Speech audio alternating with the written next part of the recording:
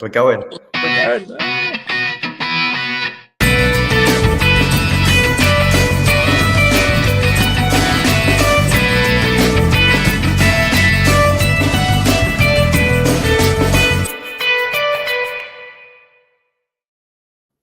Hello and welcome to the Franchise Tag College Show Week 5. I am your host, Andrew. I am joined with my co-host, Alex. Alex repping the USC Trojans on his shirt again. One of the most exciting teams. I'm going to bring them up every week until they're not. You got to be happy so far, haven't you? I think so, yeah. I mean, you can bring them every week until they're ranked in the top 10, which I reckon they will be soon. I think they are the most exciting offense in the Big Ten, maybe in all of college football at the moment. I don't know, it just seems to be clicking, doesn't it? Lincoln Riley seems to have sorted them out. The passing game is looking phenomenal. Jaden Maeva is already put up over 1,200 yards on the season after 4 games. Great game last week against Michigan State. Connecting well with Makai Lemon.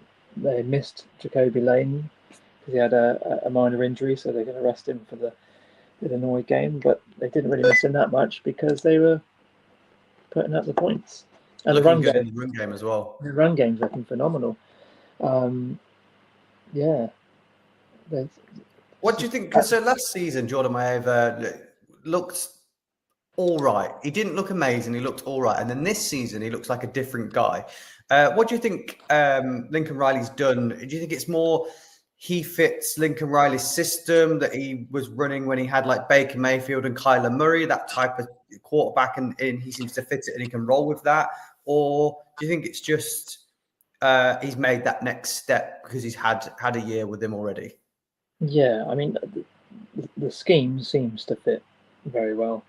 I was looking at comparisons of Caleb Williams' Heisman season and Maeva's season so far this season. They've got very similar stats, but the difference is that Williams was very good at generating plays when things broke down and improvising on the fly, whereas Maeva is doing exceptionally well of staying within scheme, standing within the pocket, playing great as a pocket passer, and just playing with rhythm and timing and going through his reads really well. Just that seems to fit really well around him, and being bolstered by that strong run game as well, I think is helping a lot. The offensive line is looking quite good this year. It's given them that bit more time. Plays aren't necessarily breaking down as much. He's shown flashes where he can do that, when he can roll out of the pocket and make something happen as well. But no, when he stays calm, sticks to schedule, and he looks like a very, very competent quarterback who is, I think, starting to creep into some people's Heisman rankings, which is nice. Yeah, well, I think if it was done now, then he's got to be in the conversation. Yeah. I think Lincoln Riley's done a great job. He was on the hot seat a little bit over the last couple of years, and I think he's managed to really turn it around and make that team look really, really good. We'll go on to a different topic, from a team that's looking really good and turn things around to Clemson, a team that everyone had high hopes on. They had some of the big analysts and experts having them get into the championship game, some of them winning the Natty this year. I know I had them qualifying for the playoffs quite comfortably. I thought Cade Klubnik was going to be in the Heisman contention. They've brought back 16 starters from last year. They qualified for the playoffs last year. They brought 16 starters back. They've got arguably 4 NFL first-round draft picks next year. The defense looks like it's got some quality on it. What's gone wrong with this team? Because 0-2 in the conference, 1-3 overall, it's season over for these guys, isn't it? Essentially, yeah. I'm not quite sure why, because like you said, it's a roster that is definitely not devoid of talent. They've got a quarterback who has the skill set and the makeup of potentially a high round NFL quarterback, and the supporting cast around him isn't to be sniffed at. I know that there's been criticisms of Davis Swinney not wanting to engage in the portal. He doesn't like the way college football's going at the moment with the NIL and things like that. But that's not necessarily a problem. It's just something that is not clicking, not gelling this season. And yeah, because I don't know quite how it's going so wrong and whether this could be pinned on the head coach, because this is his worst start in his time with Clemson, going 1-3. But his also head coach has won 2 national championships with this side as well. So yeah, but they just look lost, don't they? Especially on offense, compared to playing against Syracuse on the weekend. They just couldn't keep up with a team that isn't fantastic, that lost their quarterback that was in the third quarter due to injury, and they still managed to not put up the points to catch up with them. So do you think if Dabo Swinney doesn't decide to dabble in the transfer portal, do you think this is what's hindering them? Because, like I said, they brought 16 starters back. They've got some really nice players. They recruit at a high level. They're 4 and 5-star recruits that come into this team.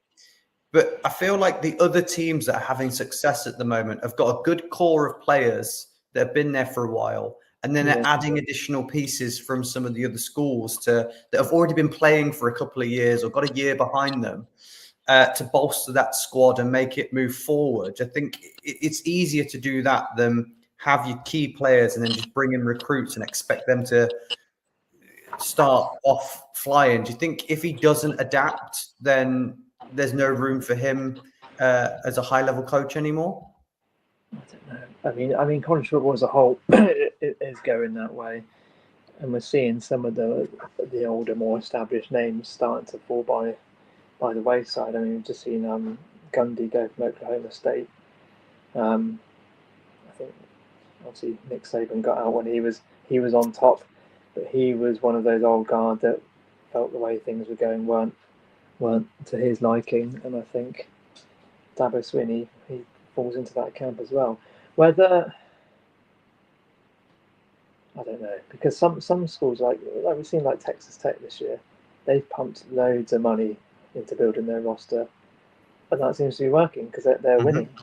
I know last week they had a bit of a tricky time, and it took their backup quarterback to come in and give them that kick up the backside, but the results are there, whereas it's not for Clemson at the moment. Yeah, I think the other guys, Jeff Hafley also gave up a head coaching job to go and be a coordinator in the NFL. So I think there's been a big switch in what head coaches are doing. Another team, last time we were on together, we spoke about these guys, and I said to you, it's a must-win game. If they don't win, is there a possibility of them qualifying for the playoffs? And that was Notre Dame, and it ended up that they did lose that game. So they're now 1-2. I think looking at their schedule, they could quite easily now win out. But do you think with not having a notable victory on their roster now, does that automatically mean they can't qualify? I mean, I wouldn't say 100% no, because we know what the playoff selection committee is like and how they may favour some teams. And Notre Dame is one of those big brands that may maybe sometimes get the benefit of the doubt. But like you said, that Texas A&M game was important because that was the only ranked team they had left on the schedule. Yep. I mean, they've got Arkansas next week, which isn't a team to be sniffed at, but then they just went and lost to Memphis. So it should be a team that Notre Dame beats. Yeah, but there's no real challenges. There shouldn't be any real challenges there for Notre Dame. And if we're looking at strength of schedule, we're comparing it to like all the SEC teams and against some of the gauntlets they've got to go through, and the Big Ten teams as well. It's not quite comparable. But if they were playing harder opponents, would they have the goods to do it? And it's not sure this season because they're not looking too bad offensively. CJ Carr's a pretty good quarterback, and their run game is exceptionally good with Love and Price. But the defense, under Chris Ash, and it's been terrible. And I think Marcus Freeman has been tearing his hair out over what's been going on there. I mean, we can look at the last game against Purdue, the one that they won, and compare that maybe to USC's win over Purdue. Both teams put up points on that team, but USC managed to. I mean, they did come back a bit. They held them because USC's got a very iffy secondary at the moment. Allow points later on in the game, but Notre Dame were a bit run over, weren't they? And it was much closer than it should have been. And with the way that the defense is playing at the moment, allowing teams to put up that many points, then unless the offense pulls out, they're going to struggle in some games. I think this Arkansas game could be a bit of a trap game. I think. Well, if they lose another one, then it's the hopes are definitely on. I don't think they've got enough. I think if they win out now, I don't think they've got enough to qualify. So if they lose another one, or if any of those games are close, they don't deserve to get in. I think they've got to win them all convincingly to give it a shot. Oh, I forgot they have got a ranked opponent on the schedule because they got USC. Now we're in the rankings, but USC is going to battle them, hopefully. So I think it's over for the Fighting Irish this year. We'll move into the Week 5 fixtures because it's another monster week. There's some really, really, really good fixtures. There's some really good games. Yeah. Some of them are probably people marked on the schedule before the season kicked off. So we'll start off with the big one, and that is Oregon at Penn State. Oregon, the number 6 seed. Penn State, the number 3 seed. It is a late game, so it will be a whiteout game at Penn State, which is, if you've not seen one before, it's exciting to watch on the telly. It's a really good atmosphere. James Franklin going into this game as the 3 seed has struggled against top 10 opponents in the past. It seems to be his weakness. He seems to beat everyone he should beat. And then when it comes to these big games and tight ones, he usually falls at that hurdle, and that's what he can't get over the line. Dan Lanning, on the other hand, is a bit of a good chess player when it comes to a coaching matchup, and usually gets the better of people. So them going into this game, Penn State are actually the favorites. So the 3.5-point favorites. Quarterback Dante Moore looks good for Oregon. What do you think Penn State and James Franklin can finally get over the line and get themselves a ranked win? Not in this game. No, I don't think they will. I think very strong defensive. I think Oregon are click it as per usual. They click at the moment. Dante Moore is looking very good actually since he come over from UCLA. Very impressive, and he's been calm and composed and putting up some big yardage. They had a very good win against Oregon State. I know Oregon State aren't the team they used to be, but that used to be a really good rivalry game before the conferences realigned. But then saying that, Penn State just put up 52 on Villanova, didn't they? But I don't know if that's, they haven't played anyone of note really this season. Penn State and then Nevada International, and Villanova. They've looked all right in those, but I don't know. I think this Oregon team is going similar way to the Oregon team of last year that won the conference, and I think they're going to be one of the teams that come out on top above the likes of Penn State come the end of the season. I don't know. I think it's going to come down. It comes down to quarterbacks. Then Dante Moore is looking much better than Drew Aller at the moment. I think Drew Aller's dropped off a bit. Well, this was going to be my next question to you, Drew Aller. I've followed him now for every year he's been in the college football, and I've really enjoyed watching him to a certain extent because he is quite eye-catching with how tall he is, how good his arm is, and like the attributes, and what he could potentially be in the NFL is always a topic that comes up. But every year it doesn't quite live up to my expectation, and every start of a new season I'm like, no, they didn't have the weapons on at wide receiver. There's always a little excuse for me to say why it didn't work, but there's no excuses this year for him. And I really thought he'd take that next step and he'd be wow. And I feel like it's defense and run game for them, and they are relying on that run game that is fantastic at Penn State. Drew Aller, do you think he is the real deal, or do you think this is what he is, and it's not going to get any better? At the moment, I think he is what he is. I think this. I mean, we saw how far they could get with him last season, but I think he always sort of played to his ceiling there. And again, they had that very good defense. A good run game, but like it wasn't the strongest passing game. There were because it relied very heavily on the tight ends and Tyler Warren, and he hasn't got that this year. So I don't know. I think that he's hitting a bit of a ceiling at the moment. Yeah, and on the flip side of it, you've got Oregon's struggled a little bit with their run defense. Yeah. I think this is probably why Penn State are now the favourites for this game.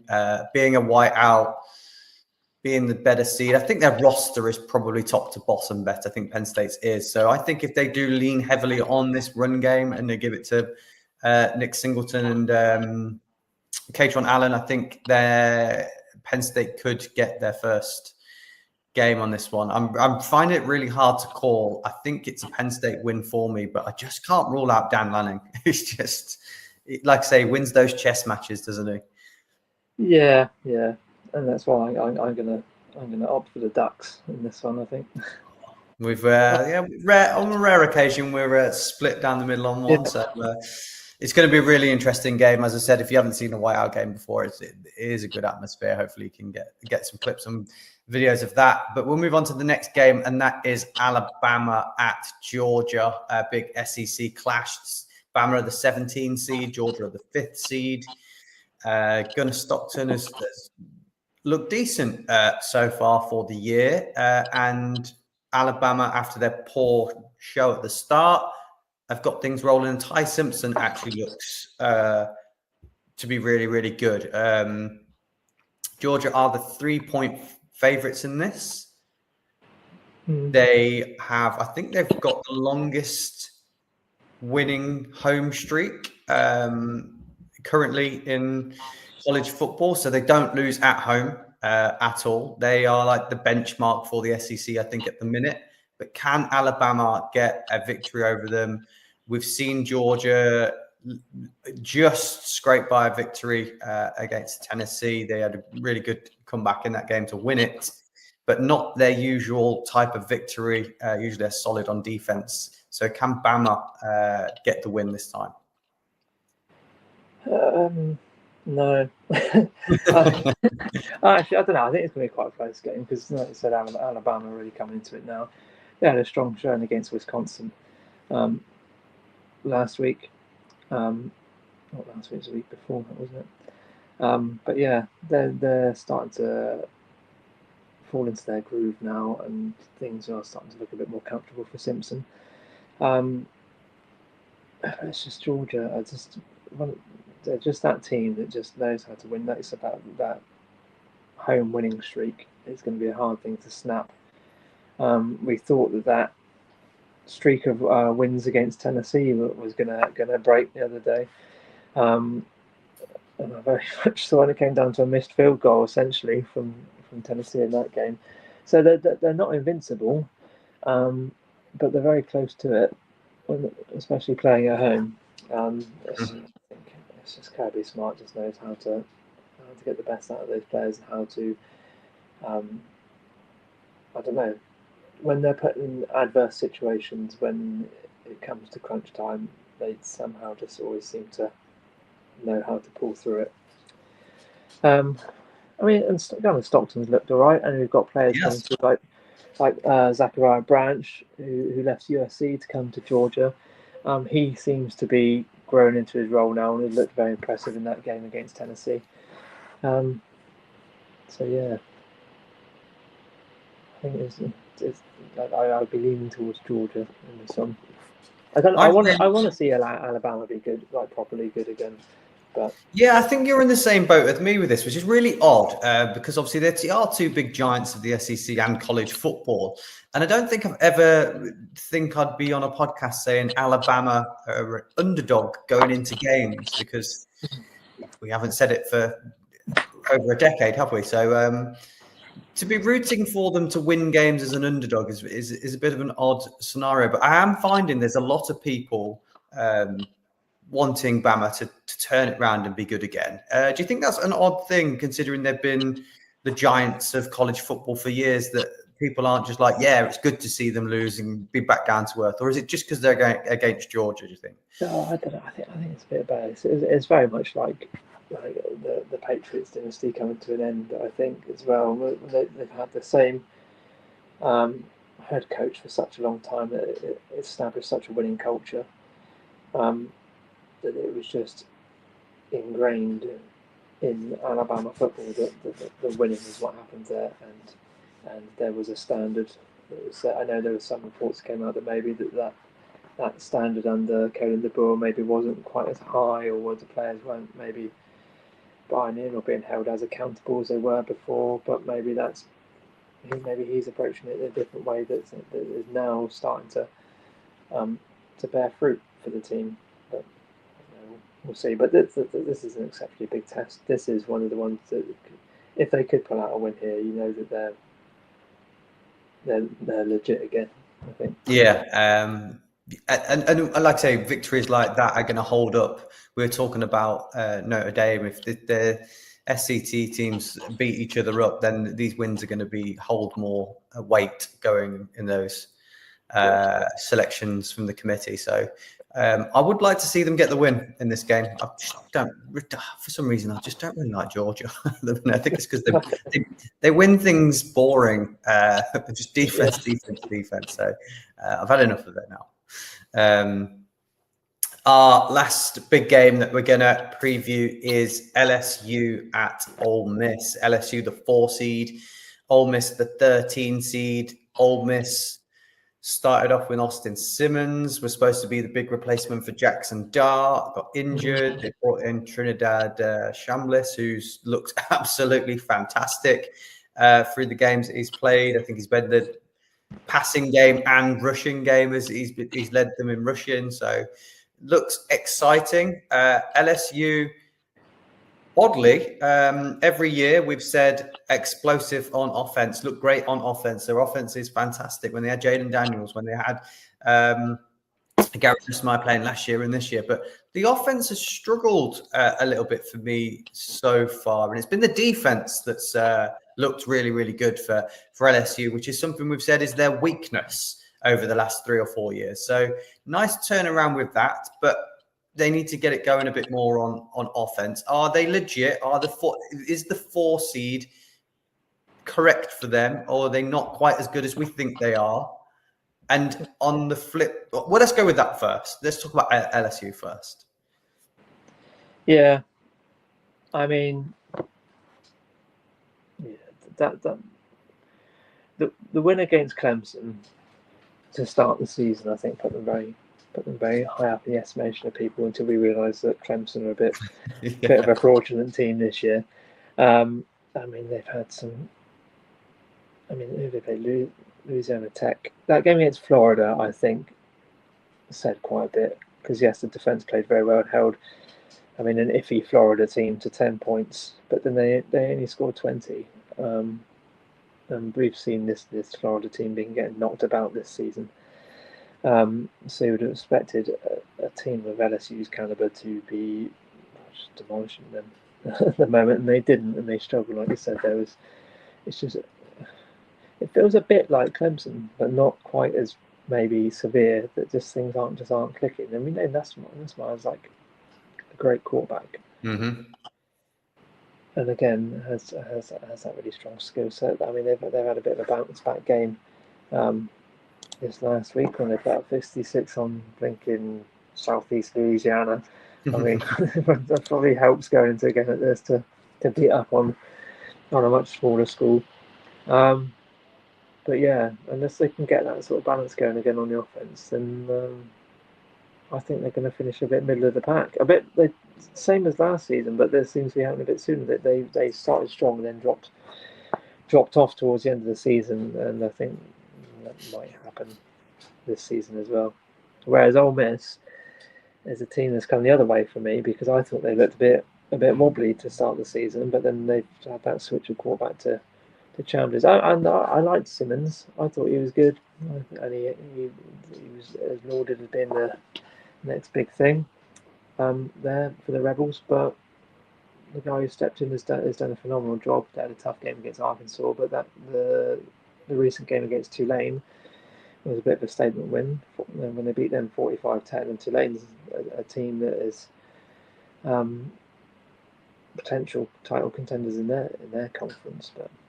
Yeah, and it's being played in. Yeah, it's at Ole Miss. Yeah. So. And Austin Simmons hasn't been listed on the injury report for this game. Do you think if both are healthy, it's Austin Simmons' team, or do you think they still roll with Chambliss? Oh, I don't know. They roll with the hot hand, I think, at the moment. So it's a tough one because they're both good. I think they'll both play. I think there'll be blended packages for both of them, and they'll both be on the field. I think Ole Miss are the 1.5 point favourites in this game. Right. I've got a soft spot for both these teams. I think last year when they played, I struggled to pick between the two, but I obviously loved Jackson Dart, so I went with Ole Miss. But I do think LSU are legit. I think their defense is fantastic, and I'm a big fan of Garrett Nussmeier. I think there's a possibility they might overrun this Ole Miss team and get the victory. I know they're not the favourites, but I can see LSU getting the victory here. Okay. I'm going to go the other way and go Ole Miss. So we've gone different on every single game. So this could be interesting for us. Yeah, I'll have to revisit this next week. See who's right. Get some bragging rights. Probably won't be me, though, I think. Well, I don't know. I like this Ole Miss team. I think they might be rolling with a bit of confidence at the moment. Against an LSU team that, well, they're looking to prove themselves as well. So.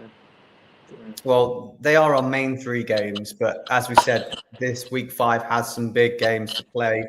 So I have got a few more I'd like to just pick your brains about. The first one, I know we spoke about them at the top of the show, but USC, Illinois. It's one to keep an eye on. I know that Illinois team, everyone thought they were going to be fantastic this year. They had a lot of hype going into the year. Stumbled last week, but this is going to be a good test for you guys. I mean, yeah. But USC are heavily favoured now because Illinois got absolutely battered by Indiana, which I was very pleased to see. I think Altmaier looked a bit maybe exposed in that game. I mean, it is in Illinois, in Champaign. Yeah, it is. But I don't know. The way USC are rolling at the moment, I'm hoping they're just going to go in there and carry on that trend and just. I think they'll cover the spread. I really think they will, and maybe next week when we see it, they'll be respected a bit more on the rankings as well. So yeah, they're going to be knocking on the door of the top 10 come next week, I reckon. But you never know. But then Illinois are not a soft team, and at home they might want to make themselves feel better by putting up a big fight against USC in front of their fans at home. But they've had a few games. The game against Duke, I mean, they won it comfortably in the end, 45-19. But I mean, there are times in that they looked a bit exposed in that game as well. I mean, Indiana are a team that are rolling at the moment, and I thought about Mendoza. It just looks like he's really fell into the right place there. But yeah, go either way for Illinois. They could have a strong fight back, or they could go into sort of free fall after their strongish start to the season. The next game is Auburn versus Texas A&M. Arnold going back to his old team to play, so this could be an interesting one. There was a lot of hype on Auburn. They've got two of the most exciting wide receivers to watch at the moment, but Texas A&M look good. They do, and I think they're going to look too good for this Auburn side. I mean, like Auburn, they did all right against Oklahoma last week, but no, I think Texas A&M are a bit more of a complete package there. I'm trying to get up some stats and what my computer's. Well, they're putting points on. I think Marcel Reed has looked really, really good for them. I mentioned him when we covered one of their games that I thought he was going to be a difference maker, and he does look like I say, the film. No one's going to know Arnold better than Texas A&M because he was there for the whole of last year, and they know his weaknesses. So if you know all his signs and his weaknesses and things like that, I think he's going to struggle against them because it's the team you don't want to play against, isn't it? But then again, he might want to prove himself and he might want to show that they should have kept him as a starter and played it that way. But yeah, I think A&M are quite heavily favoured in this game again as well. So I think that's been played there at College Station, isn't it? So I think it's going to be another tough environment for the Tigers and Jackson Arnold to go into. Again, it would be a bit too much for them. And again, there's another team that's on a bit of a downward slope at the moment. They've dropped out of the rankings, whereas A&M are holding quite steady, rising up slowly through that.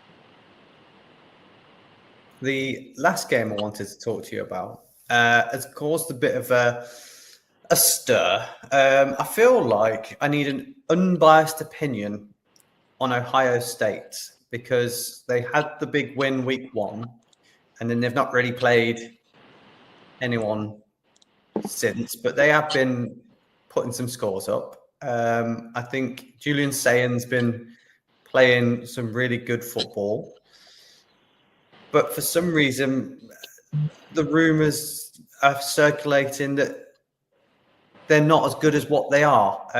What's your thoughts on Ohio this year from what you've seen of them? Oh man, I don't know. I haven't watched that much of them this year so far. I mean, you wouldn't watch them other than week 1. You wouldn't watch them play Ohio, and you wouldn't watch them play Gambling, would you? So no. I mean, they put 70 on Grambling, but there we go. But yeah, that Texas game, they looked okay. So yeah, that's it so far. I think they're a team that are very much rolling on the reputation of last year, and they haven't done anything to disprove that as such yet. But Texas has been their only real test. They're playing in Seattle, aren't they? Washington for the first time in a very long time. They played away at Washington, which is not going to be straightforward. And this is a team that's got a bit about them. I think Damon Williams is looking like a bit of a guy at quarterback, and they've got one of the top running backs in college football, Jonah Coleman, at the moment. So I think it's going to be. I think Ohio State will come out on top. It will be a test. Possibly the biggest test they've had so far this season, because when they played Texas, we saw what Arch Manning was like in that game, and he was having the right wobble. But yeah, if they win by a big score, then I think people are going to be comfortable. Yeah, actually, they are the real deal. Well, Washington are the regular season home games. They are the second best streak of wins at home. They don't lose at home. I think they've won the last 16 games at home. So tough place to go. And as you said, they've played Colorado State and Washington State and put them both away quite comfortably. They play UC Davis, but I think we can rule that one out. But I think this is going to be a really, really tough game for Ohio. And I think if they do come out on top, I think Julian Sayin probably needs a bit more hype about him. He was the number 1 recruit, 5-star recruit, transferred to, flipped and went to Ohio. And we've had people like Arch Manning of his recruiting class being hyped up. Why are people not hyping Julian Sayin up as much, considering he was the number 1 quarterback in his class? I don't know. I mean, because he's not that big a name. He's been playing steady football, and again, they haven't been playing anyone of real note so far. If he has a big game against a good team, say, like Washington, and then who else have got coming up? There'll be nothing till Michigan, and we've got Michigan, Illinois in the middle.